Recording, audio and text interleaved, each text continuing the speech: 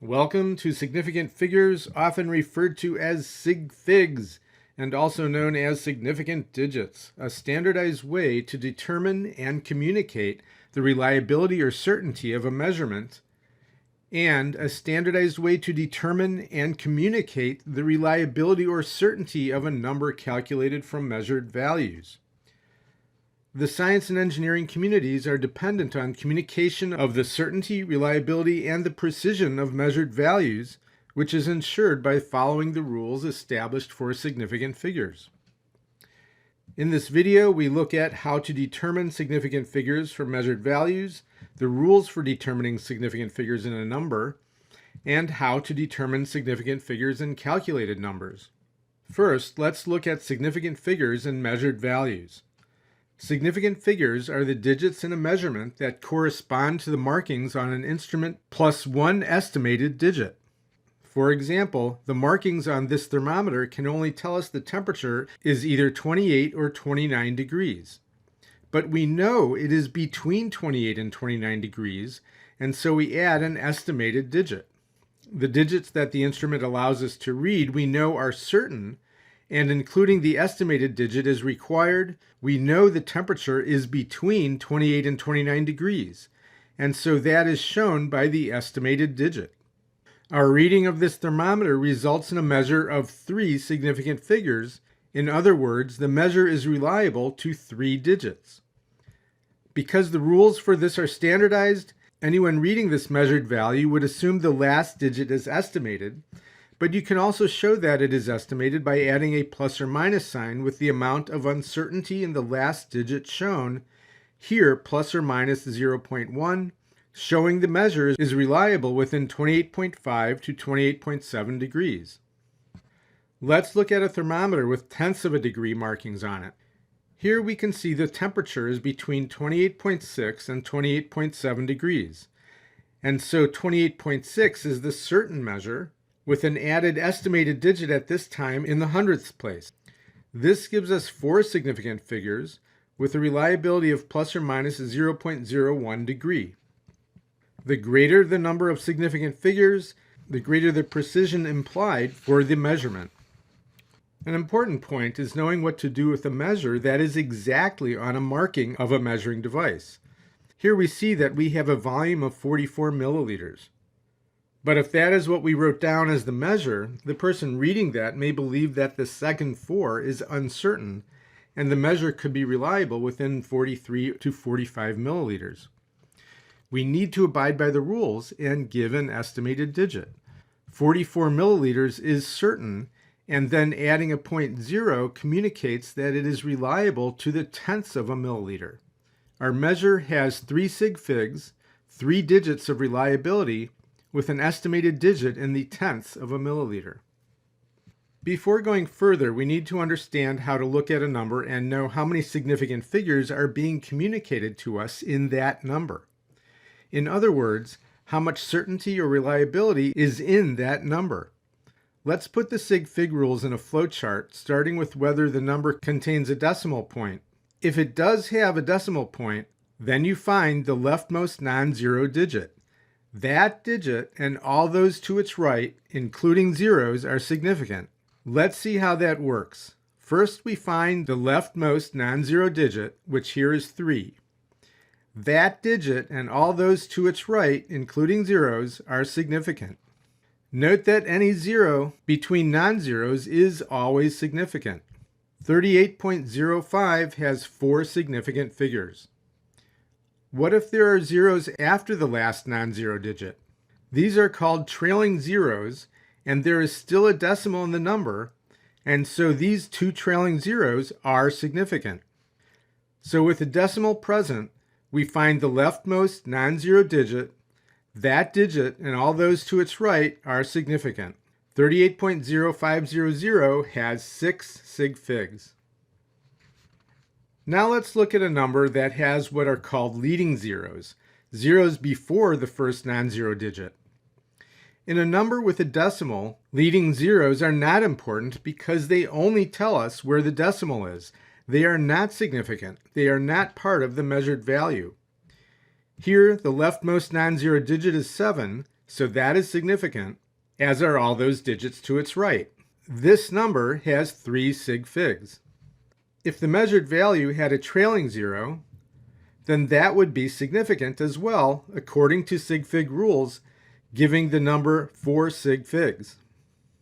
Let's look at how we can get rid of the leading zeros by changing this to scientific notation, which is especially convenient for expressing numbers that have a large amount of leading zeros.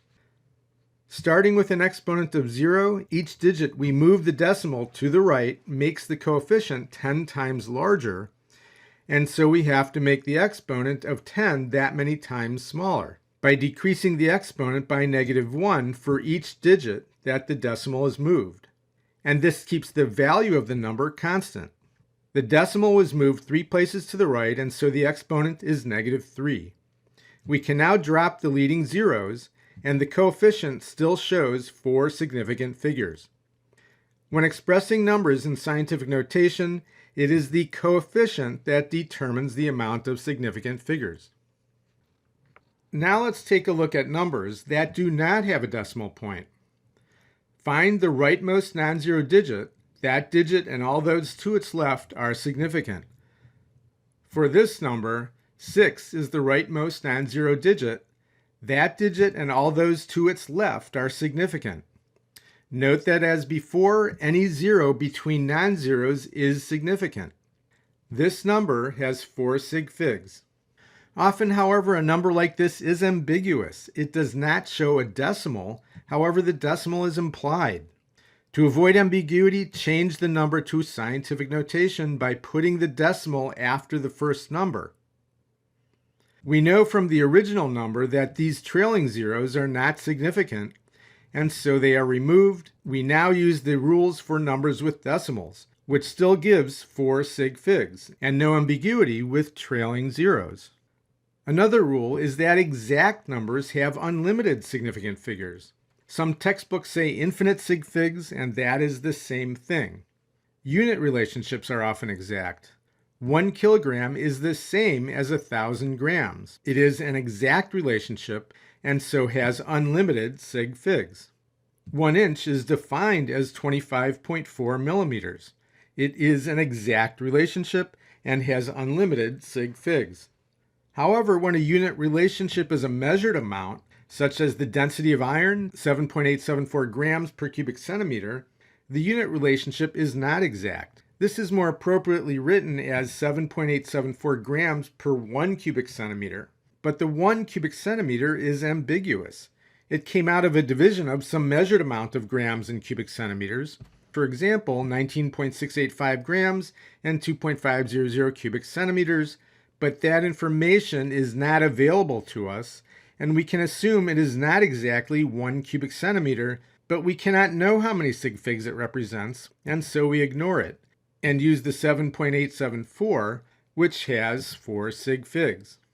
Counted amounts are always exact. For example, if you count 24 students or 328 gerbils, that is an exact amount of students or gerbils. You cannot have fractions of students or fractions of gerbils. They have unlimited sig figs. How can we apply significant figure rules to a calculation? Well, it is simply that a calculated number cannot be more certain, more precise, or more reliable than the measured numbers used to calculate it. Think of a chain. A chain cannot be stronger than its weakest link. And so a calculated answer cannot be more certain than the least certain number used in the calculation. For multiplication and division, the result is rounded to the same number of significant figures as the factor with the least number of significant figures. For addition and subtraction, the result has the same number of decimal places as the quantity with the least number of decimal places. Let's use the volume of a box to demonstrate. You measure the 3 sides and multiply to get the volume. But your calculator does not know about sig figs, and so we look to see which measured number has the least sig figs, which in this case is 2. The answer is rounded to 2 sig figs. But what if the rounding includes a trailing zero? Let's look at a box with slightly different dimensions, giving this volume from the calculator. Just as before, the least amount of sig figs is 2. We have to round the answer to 2,000 to get to 2 sig figs, but the number 2,000 only has 1 sig fig. We can show 2 sig figs with scientific notation, but the coefficient 2 by itself is only 1 sig fig, and so we add a 0. Remember, a 0 after a decimal and after a non-zero number is significant. The volume of the box is 2.0 times 10 to the 3 cubic centimeters, rounded to 2 sig figs. Let's do a calculation in which the determination of sig figs is not as straightforward, but still following sig fig rules. Let's say we have a cube of iron, its density being 7.874 grams per cubic centimeter, and occupying a space of 226 cubic centimeters. What is its mass in kilograms?